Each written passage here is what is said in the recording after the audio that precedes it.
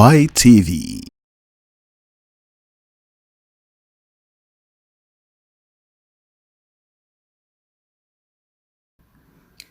We have two immigration news this week, and the first one is coming from the Independent newspaper. Under the caption, Home Office launches legal battle to defend unlawful and discriminatory hostile environment policy. Government to challenge High Court ruling, which found right to rent, a key branch of strict immigration measures, caused racial discrimination and violated human rights law. The Home Office has launched a legal battle to defend a policy that the High Court ruled to be unlawful and racially discriminatory. The right to rent scheme, which requires private landlords to check the immigration status of potential tenants and forms a key branch of the government's so-called hostile environment policy, was found to cause racial discrimination and violate human rights in a ruling in March last year. Mr. Justice Martin Spencer concluded at the time that the policy was causing landlords to discriminate against potential tenants on grounds of nationality and ethnicity, and was having little to no effect on controlling immigration. The Home Office, which had argued the scheme was not discriminatory and that it was intended to discourage illegal residents in the UK, is now challenging its ruling at the Court of Appeal in a 3-day hearing that began on Wednesday. The government's lawyer will argue that any discrimination caused by the scheme can be justified and it should not be held responsible for discrimination by landlords. That's from Independent newspaper of Wednesday, 15 January 2020. Under the caption, Home Office launches legal battle to defend unlawful and discriminatory hostile environment policy. Our next news on immigration comes from The Guardian of Tuesday, 14 January 2020. Under the heading, UK immigration rules are unworkable, says Law Commission.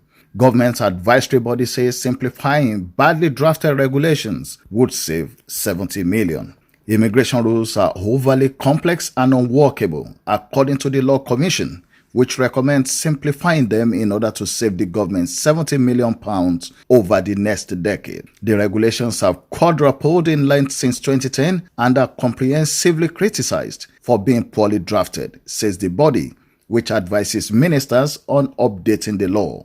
When introduced in 1973, immigration rules ran to 40 pages. They now extend across 1,100. Making them more prescriptive was intended to produce more transparent outcomes, but instead rendered them harder to follow, this study observes. Nicholas Paint QC, the Public Law Commissioner, said, for both applicants and caseworkers, the drafting of the immigration rules and frequent updates makes them too difficult to follow. This has resulted in mistakes that waste time and cost taxpayers money.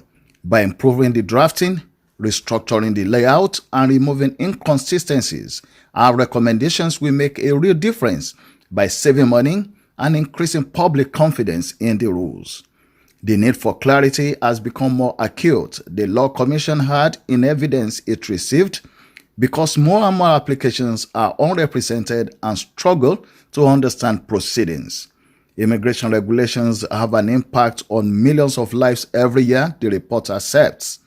Their structure is confusing and numbering inconsistent. Provisions overlap with identical or near-identical wording. The drafting style, often including multiple cross references, can be impenetrable. The frequency of change fuels complexity. The report adds, it is a basic principle of rule of law that applicants should understand the requirement they need to fulfill. For the Home Office, benefits include better and speedier decision-making. This leads to a potential reduction in administrative reviews, appeals, and judicial reviews, and to a system which is easier and cheaper to maintain. Reforms could result in savings of almost 70 million over the next 10 years. The report recommends a complete redrafting of the rules, dividing them up by subject matter, and limiting the number of updates to twice a year. Many applicants have little confidence in the system, the Law Commission was told. Coram Children's Legal Center and Let Us Learn refer to long-standing and historic distrust of the Home Office amongst their client group. The report says, young and vulnerable asylum seekers and Migrants expressed anxiety at the decision-making process and the perception that the Home Office tries to refuse applications rather than looking to allow them. They refer to the high success rates in tribunal appeals. Similarly, the Joint Council for the Welfare of Immigrants expressed distrust of the culture within the Home Office and the pressure under which caseworkers operate, saying that caseworkers have very little training, are often very short-term, and are under clear pressure, even if denied by ministers, to refuse applications. The Law Commission's report is not itself a model of brevity. It runs to 220 pages.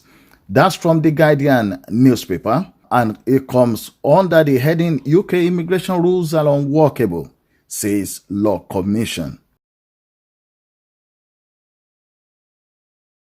OYTV